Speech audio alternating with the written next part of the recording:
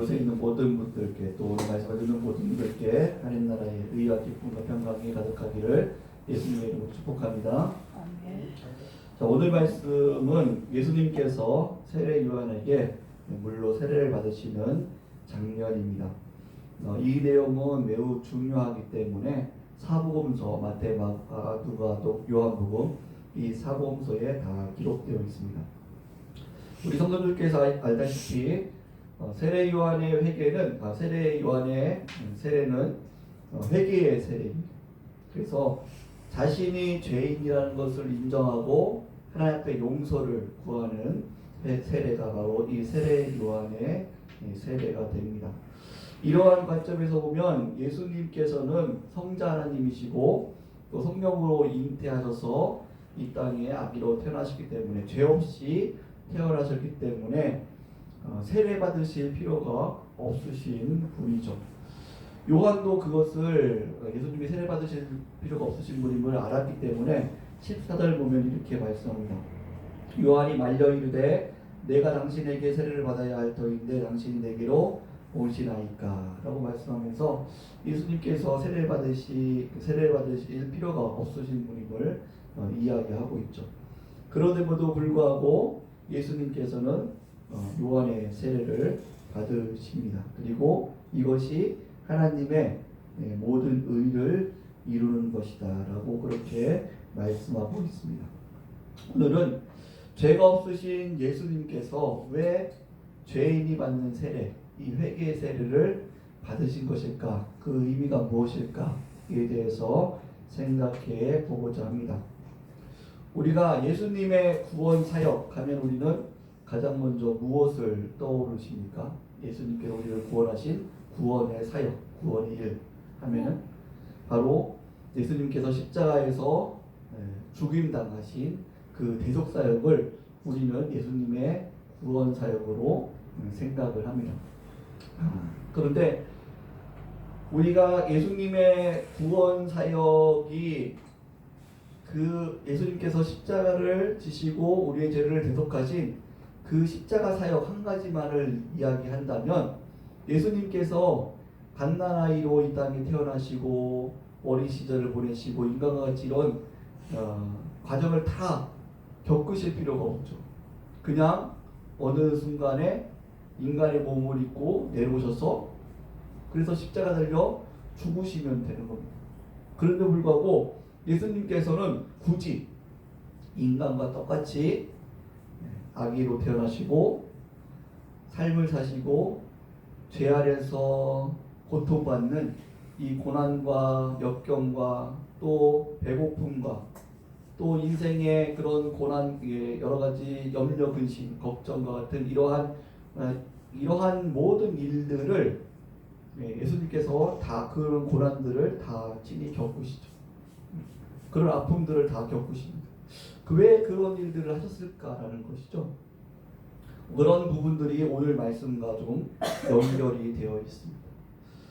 우리는 아까도 말했듯이 예수님께서 우리를 구원하신 구원의 사역을 십자가 사역 한 가지로만 생각하는데 성경 전반에 보면은 예수님께서 우리를 구원하신 구원 사역이 크게 세 가지로 나타나는 것을 볼 수 있습니다. 첫 번째로는 우리가 잘 알고 있는 십자가 위에서 우리의 죄를 대속하셔서 우리의 죄값을 치르셔서 우리를 구원하신 이 구원 구속 사역, 이 한 가지 첫 번째 사역이 있고, 두 번째로는 대제사장 사역을 하십니다. 죄로 인하여서 하나님과 인간과 단절되었던 이 단절되었던 관계를 대제사장으로서 화목케 하시고 연결시키는 그러한 일들을 구원 사역 속에서 하시죠. 또 세 번째로는 인류의 새로운 인류, 하나님 백성된 새로운 인류의 대표자 사역을 하십니다.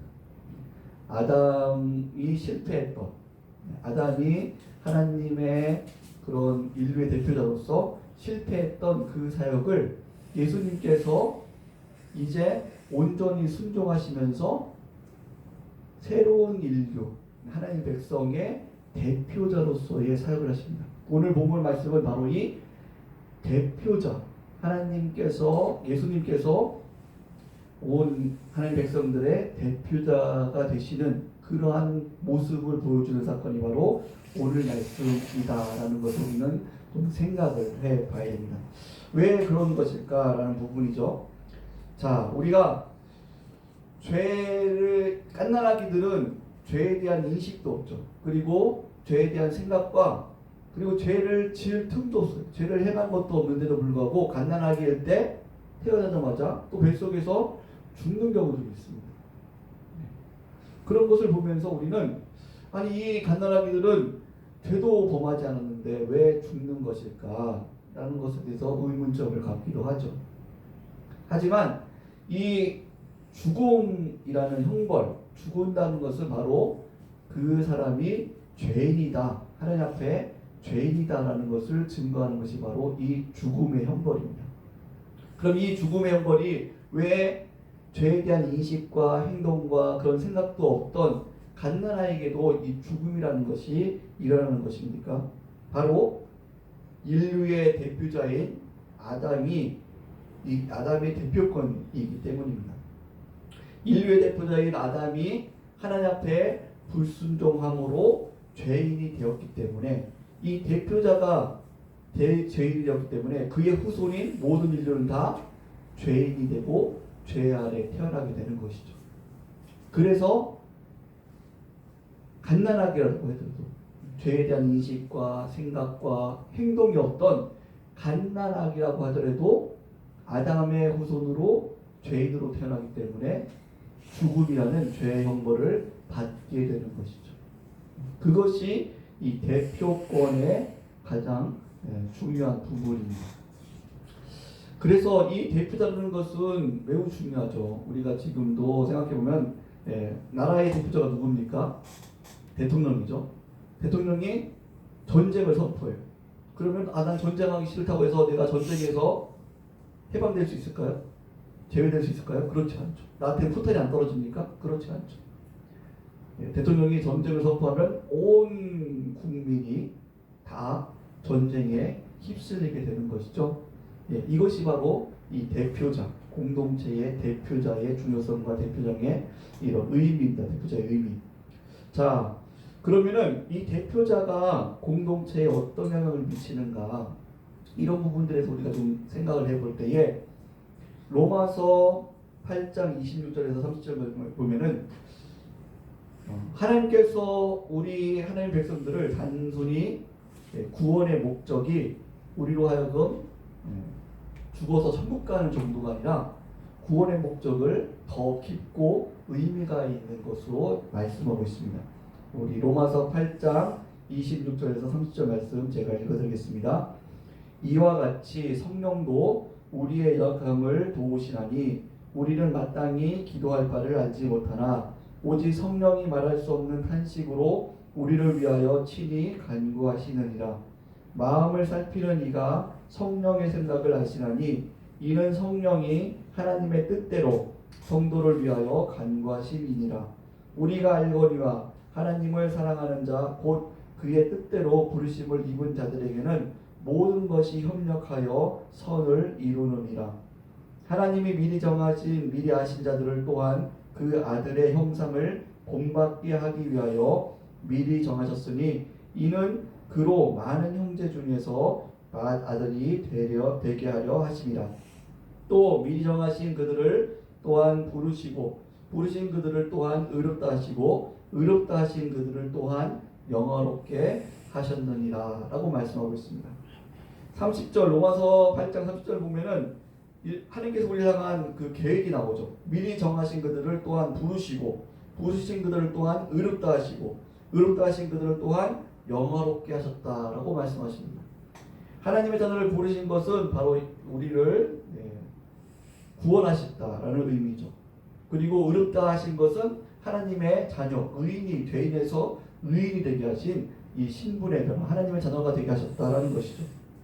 그리고 그런 것으로 이제 끝나는 것이 아니라 영어롭게 하신다라고 말씀합니다. 하나님 자녀로 부르신 자들을 의인이라고 부르신 칭한 자들을 이제는 영화롭게 하신다라고 말씀하고 있습니다. 이 하나님께서 영화롭게 하신다. 이 영화롭게 하신다는 것은 우리가 29절에 보면은 어떻게 말씀하냐면 하나님이 미리 아신 자들을 또한 그 아들의 형상을 본받게 하기 위하여라고 말씀합니다. 예. 우리로 하여금 영화롭게 하신다는 것은 그 아들의 형상을 본받게 하기 위한 것이라고 말씀합니다. 이것을 성경에서는 어떻게 말씀합니까? 사도 베드로는 신의 성품에 참여한 자가 되었다라고 말씀하죠. 그리고 에베소서에서는 예수 그리스도의 장성한 분량까지 자라가게 하신다라고 말씀합니다. 바로 이것이 하나님께서 우리를 구원하신 목적이다라고 말씀하고 있죠. 단순히 우리가 이제 죽어서 천국 가는, 이제 고난과 고통이 없는 장소로 가는 정도만이 아니라 예수 그리스도의 형상을 담는 거예요. 예수 그리스도의 장성한 분량까지 자라는 거예요. 신의 성품에 참여하는 자가 되는 것이죠. 이것이 바로 그래서 우리로 하여금 예수 그리스도의 영광에 참여하는 자가 되게 하는 것. 이것이 바로 하나님께서 우리를 구원하신 구원의 목적이다라고 말씀하세요. 그래서 그 구원 사역을 이루시는 것이 바로 무엇이냐면 예수님을 대표자로 세우신 것이다라고 말씀하신다는 것이죠. 자, 29절 보면은 이렇게 말씀합니다. 로마서 8장 29절 보면 제가 읽어드릴게요. 하나님이 미리 아신 자들을 또한 그의 아들의 형상을 본받게 하기 위하여 미리 정하셨으니 이는 이유죠. 그 이유는 그로 많은 형제 중에서 맏아들이 되게 하려 하심이라. 자, 그 형상을 본받게 하기 위해서 예수님을 어떻게 세우셨어요? 바로 맏아들, 그의 자녀들 중에 맏아들이 되게 하려 하심이라. 맏아들이라는 것은 무엇이에요? 바로 그 형제들 중에 대표자가 되게 하셨다라는 의미가 되는 것이죠. 대표자. 이제는 예전에는 온 인류의 대표자가 누구였어요? 아담이죠. 죄인의 대표자가 바로 아담이었어요. 아담이 죄를 지어서 모든 사람이 다 죄 아래에서 태어나고 죄 아래 죽고 죽음이란 형벌을 받게 됐죠. 하나님 앞에 형벌을 받게 됐어요. 그런데 이제는 새로운 대표자가 세워지는 것이죠. 이제는 아담을 대체하는 새로운 대표자, 하나님 백성의 새로운 대표자. 오늘 말씀처럼 맏아들. 이 대표자를 세워서 대표자를 닮은 대표자의 그런 족보를 하나님께서 세워가신다라고 말씀합니다. 이것은 왜 중요하냐면은 대표자가 그 공동체에 묶여 있고 공동체에 영향을 미치는 거죠. 그처럼 예수 그리스도가 대표가 되는 것은 온 하나님의 백성들이 다 예수 안에 묶여 있다라는 것입니다. 예수 안에 묶여 있고 예수 그리스도를 닮아가게 하는 것이 하기 위해서 바로 예수 그리스도 안에서 우리가 묶여 있고 예수 그리스도가 대표자가 되신다라는 것을 말씀해주고 있습니다. 그래서 로마서 5장 17절에서 19절 보면은 이런 예수님이 대표자로 세워졌다는 것을 또 증거해주고 있습니다. 17절부터 19절 읽어드리겠습니다. 한 사람의 범죄로 말미암아 사망이 그 한 사람을 통하여 왕노릇하였은즉 더욱 은혜와 그 의의 선물을 넘치게 받은 자들은 한분 예수 그리스도를 통하여 생명 안에서 왕노릇하리로다. 그런즉 한 범죄로 많은 사람이 정죄에 이른 것 같이 한 의로운 행위로 말미암아 많은 사람이 의롭다 하심을 받아 생명에 이르렀느니라. 한 사람이 순종하지 아니함으로 많은 사람이 죄 있는 것 같이 한 사람이 순종하심으로 많은 사람이 의인이 되리라 라고 말씀하고 있습니다. 한 사람의 순종하심으로 이 대표자도 한 사람의 순종하심으로 많은 사람이 의인이 되리라. 이 말씀을 통해서 하나님께서 우리로 하여금 어디로 이끄시냐면 이 대표자 예수 그리스도를 닮는 것으로 우리를 이끄시는 것을 말씀해주고 있는 것입니다. 그래서 예수님께서 우리의 대표자, 하나님 백성의 대표자가 되시기 위해서 단순히 십자가에서 죽으신 정도가 아니라 갓난아기, 인간과 똑같이 갓난아기로 태어나고 그리고 그 속에서 성장 과정을 겪으시고, 그리고 사람들처럼 똑같이 고난과 고통을 겪으시고, 그리고 오늘 말씀처럼 죄인이 받는 세례를 받으시는 거죠. 회개의 세례를 받으시면서 예수님께서 우리의 대표자가 되신다라는 것을 오늘 본문이 증거해 주신 겁니다. 여러분, 대표자, 한 공동체의 대표자가 되는 것은 그 공동체와 관계된 사람이, 밀접하게 관계된 사람이 대표자가 될 수 있습니다. 우리나라 대통령을 뽑는데 외국 사람을, 야, 저기에 미국 사람, 훌륭한 사람이 있으니까 우리나라 대통령을 뽑자 할 수 있어요, 없어요? 없죠. 아무리 외국에 훌륭한 사람이 있더라도 우리나라 사람이 아니면 우리나라 대통령이 될 수가 없어요. 그렇죠? 예수님께서 성부 하나님이심에도 불구하고 하나님의 백성이 대표자가 되시려면 우리와 관계가 있어요. 관계. 죄인, 우리처럼 죄인이 우리와 같은 관계가 있어요. 이 관계가 있다. 예수님은 우리와 떨어진 분이 아니라 우리와 관계된 분이다. 우리와 하나 같은 분이다. 우리 죄인과 같은 하나 같은 분. 죄가 없음에도 불구하고 죄인인 우리와 같은 하나가 된, 연결된 분이다. 그것을 오늘 보여주는 사건이 바로 이 예수님께서 물로 세례를 받으신 사건이라는 거죠. 여러분, 어떤 공동체의 대표자가 될 때 우리는 어떤 좀 좋은 공동체의 대표자가 되고 싶습니까? 아니면 나쁜 공동체의 대표자가 되고 싶습니까? 우리는 좋은 공동체의 대표자가 되고 싶죠. 어떤 회장이 되더라도 좋은 공동체의 회장이 되고 싶고, 나쁜 공동체가 있으면은 우리는 서로 막 회장 안에 안 하려고 하지 않습니까? 그런데 예수님께서 한번 보세요. 예수님께서는 하나님이심에도 불구하고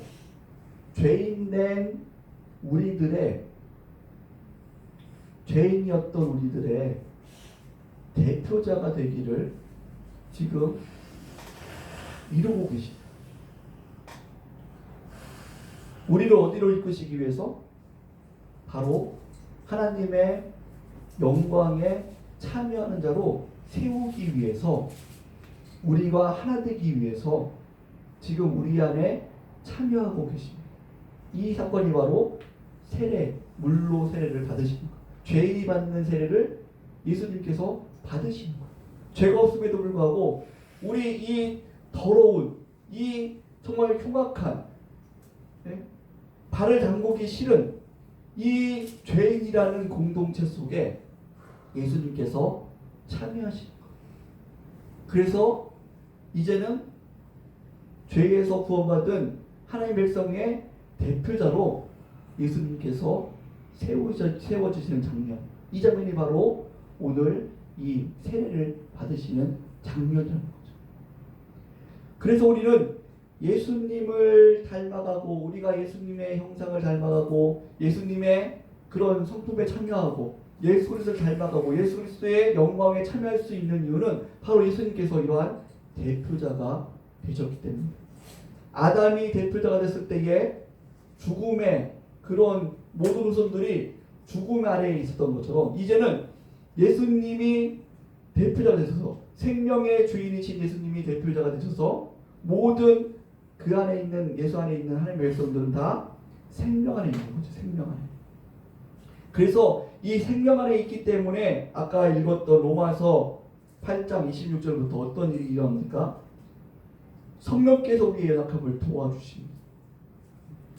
성령께서 우리의 연약함을 도와주셔서 마땅히 기도할 바를 알지 못하나 오직 성령으로 말할 수 없는 탄식으로 우리를 위해서 간구하세요.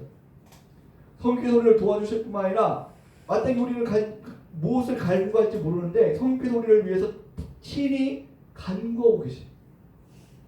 그리고 하나님을 사랑하자 곧 그 뜻대로 부르심을 받은 자들에게는 모든 것이 협력하여 선을 이루게 하십니다. 선을. 이것을 책임지시는 일이 바로 무엇이냐면은 생명의 주인 되신 예수님께서 우리의 대표자가 되시기 때문입니다. 예수님은 머리가 되시고 교회는 몸이 되어서 하나로 묶으셨기 때문에 우리가 절대 실패할 수 없는 것이고, 우리는 예수 그리스도를 닮아서 예수 그리스도의 그런 성품에, 신의 성품에 참여하는 자로 하나님께서 만들고야 마시겠다라는 의지가 담겨 있는 것이 바로 이 대표자라는 거죠. 대표자.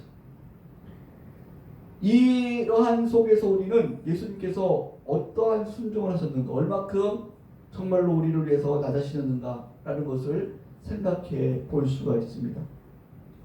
또한 이 말씀을 통해서 예수님께서 우리에게 보여주시는, 이제 예수님께서 대표자로서, 하나님의 백성의 대표자로서 세워지심으로 우리에게 보여주시는 그 모범의 삶이 있습니다. 그것이 바로 무엇이냐면 바로 하나님 앞에 기뻐하는 자라는 그런 칭찬받는 삶을 말씀하고 계시죠.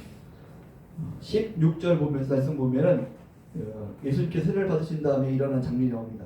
예수께서 세례를 받으시고 곧 물에서 올라오실 때 하늘이 열리고 하나님의 성령이 비둘기같이 내려 자기 위에 임하심을 보시더니 하늘로부터 소리가 있어 말씀하시되 이는 내 사랑하는 아들이요 내 기뻐하는 자라 하시니라 라고 말씀하고 있습니다.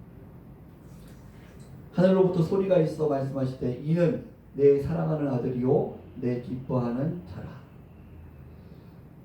우리 하나님의 백성들은 이러한 하나님의 칭찬이 있어야 될 줄 믿습니다. 너는 내 사랑하는 자녀이다. 그리고 내가 너를 볼 때마다 너무 기쁘다. 내가 너를 볼 때마다 근심되고 걱정되고, 내가 너를 볼 때마다 참 아프고 답답하고, 그것이 아니라 내가 너를 볼 때마다 참 기쁘다. 이러한 칭찬을 받는 우리 모든 성도님들 되시기를 주의 이름으로 축복합니다. 이것이 하나님 자녀로서의 삶을 말씀해 주고 있죠. 예수님께서 어떻게 하실 때에 이러한 칭찬이 있으셨습니까? 바로 15절 말씀처럼 이제 허락하라. 우리가 이와 같이 하여 모든 의를 이루는 것이 합당하니라. 모든 의를 이루는 것. 모든 의를 이루는 것이 무엇입니까? 의는 바로 하나님의 뜻이 이루어지는 것이죠. 모든 하나님의 뜻을 이루는 것. 이것이 이루어질 때에 하나님께서는 우리를 보시며 내가 너를 기뻐한다 라고 말씀하신다는 것입니다. 사랑하는 성도 여러분, 그래서 우리는 하나님께서 기뻐하시는 삶을 살아야 될 줄 믿습니다. 근데 우리가 오해하는 것은 무엇이냐면, 우리는 어떤 하느님 앞에 뭔가 하나님의 은혜를 갚는 행위를 할 때 하나님께서 기뻐하신다고 생각할 때가 많아요. 하나님의 은혜를 갚기 위해서는 우리가 봉사하고, 하나님의 은혜를 갚기 위해서 우리가 예배드리고, 하나님의 은혜를 갚기 위해서 우리가 헌신하고, 우리가 전도하고, 그런 일을 할 때 우리가 하나님께서 우리를 기뻐하신다라고 생각할 때가 많습니다. 그런데 지금 예수님께서 하신 일은 무엇입니까? 전도하거나 예배드리거나 헌금을 많이 들거나 봉사하는 일이 아닙니다. 지금 예수님은 하나님의 뜻에 순종하고 있는 것이죠. 인간의 대표자, 하나님의 자녀의 대표자로 참여하는 그 일, 죄가 없으심에도 불구하고 죄인의 대표자, 죄인에서 의인이 된 하나님의 백성들의 그런 대표자로서 그 죄인에 참여하는 그 부끄러운 일임에도 불구하고, 자기 신을 완전히 낮추시는 일에 불구하고 그 일에 예수님께서 순종하고 계십니다. 그 하나님의 뜻에 순종하고 계십니다. 그 일을 지금 하나님께서는 기뻐하신다라고 말씀하고 있습니다. 우리가 하나님의 기쁨이 되는 것은 이것이 하나님의 뜻인가를 분별하면서 그 뜻에 온전히 순종하는 삶을 사는 것, 이것이 하나님 앞에 기쁨이 되는 줄 믿으시기 바랍니다.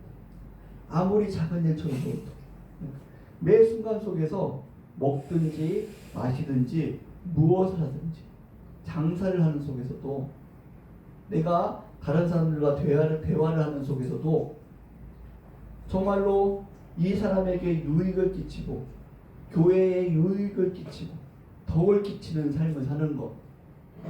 예수 그리스도의 성품을 닮아서 온유함으로 겸손함으로 덕을 끼치며 사는 것. 이러한 삶이 바로 하나님께 기뻐하시는 삶인 줄 믿습니다. 모든 속에서 하나님의 영광을 위해서 하라고 하실 때에 뭐라고 말씀하세요? 덕을 끼치는 거예요. 덕을 끼치는 거. 만약에 아무리 예배를 많이 드리고 기도를 많이 드리고 헌금을 많이 드리고 봉사를 많이 드려도 그것을 자기 자랑으로 삼고 야 나는 이만큼 하는데 너는 왜 못해? 이렇게 비교하면서 남을 무시하고 다른 사람에게 상처를 주는 삶을 산다고 한다면 이것은 하나님 앞에 칭찬이 안 되는 것입니다. 하나님 앞에 칭찬을 받는 것은 예수님처럼 겸손하고 온유함으로 자신을 낮추고 자신을 드러내는 것이 아니라 자신이 얼마나 부끄럽습니까? 이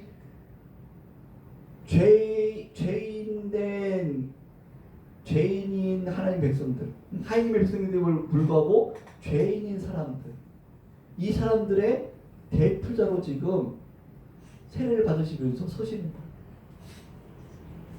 여러분, 엄청난 번제를 저질렀는데 야 여기 누가 대표자야?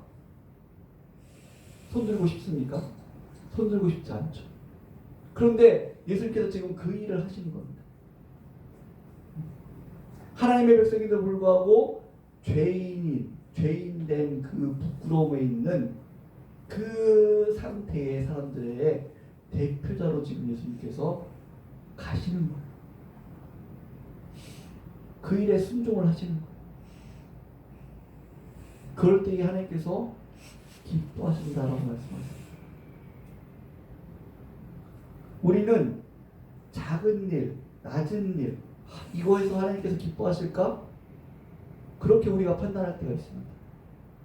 그렇지만 하나님께서는 모든 일에 하나님의 뜻대로 순종하는 그 사람을 기뻐하신 줄 믿습니다. 모든 일을 할 때에 하나님께서 이렇게 하시면 기뻐하시겠지. 하나님께서 이렇게 하시면 좋아하시겠지. 이렇게 하면 교회에 유익이 되겠지. 이렇게 하면 저 사람에게 유익이 되겠지. 이러한 겸손하고 온유한 마음으로 행하는 모든 일을 하나님께서는 기쁘게 영광 받으신 줄 믿으시기 바랍니다. 그래서 인간이 보기에는 좀 낮은 일이 있어요. 하찮은 일이 있어요. 야 저거에서 뭐 하나님께서 영광 받으시겠어? 저거 한다고 뭐 이렇게 드러나겠어? 그런데 인간의 관점이 아니라 예수님께서 지금 죄가 없으심에도 불구하고 죄인의 대표자 되는 거 얼마나 부끄러운 일입니까? 얼마나 비천한 일입니까? 근데도 그 일을 하나님께서 기뻐하세요. 왜? 하나님의 뜻이니까.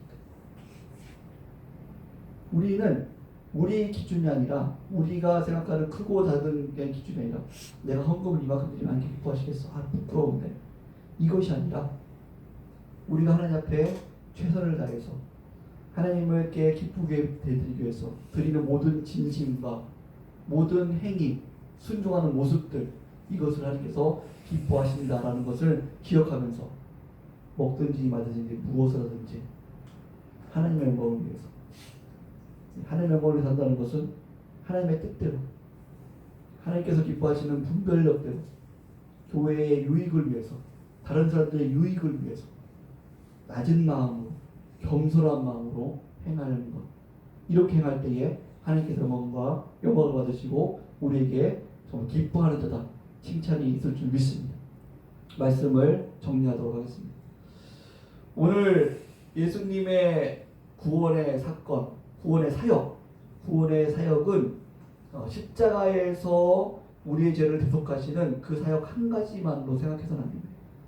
예수님께서 우리를 구원하시는 구원 사역은 우리를 십자가에서 구원하시는 구원 사역뿐만 아니라 그것으로 끝나는 것이 아니라 우리로 하여금 하나님과 화목해 하는 제사장 사역을 하시고 또 우리의 하나님 백성의 대표자가 되셔서 우리와 하나가 되셔서 이제는 예수 그리스도의 장사가 분량, 예수 그리스도의 영광에까지 이를 수 있도록, 그 예수 그리스도의 성품을 닮아갈 수 있도록, 사랑과 희락과 화평과 오래 참음과 자비와 양성과 충성과 온유와 이런 절제 열매, 예수 그리스도의 향기를 나타낼 수 있는 그러한 자까지 우리를 세우시는 것, 이것이 예수님께서 이루시는 구원의 사역이다. 그리고 오늘 본 말씀은 그 일을 이루기 위해서 이제는 예수님께서 죄인된 하나님의 백성임에도 불구하고 죄인된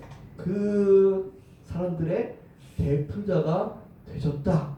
이것이 바로 물로 세례를 받으시는 사건이다 라는 것을 오늘 기억하시면서, 예수님께서 우리를 하여금 어떠한 자리로 세우시기 위해서 이러한 우리들의 대표자가 되십니까?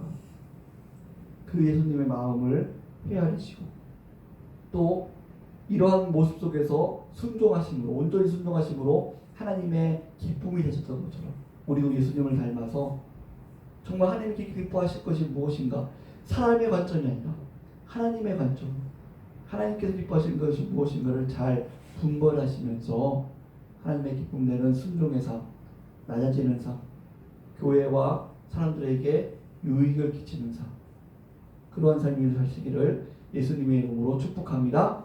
기도하시겠습니다.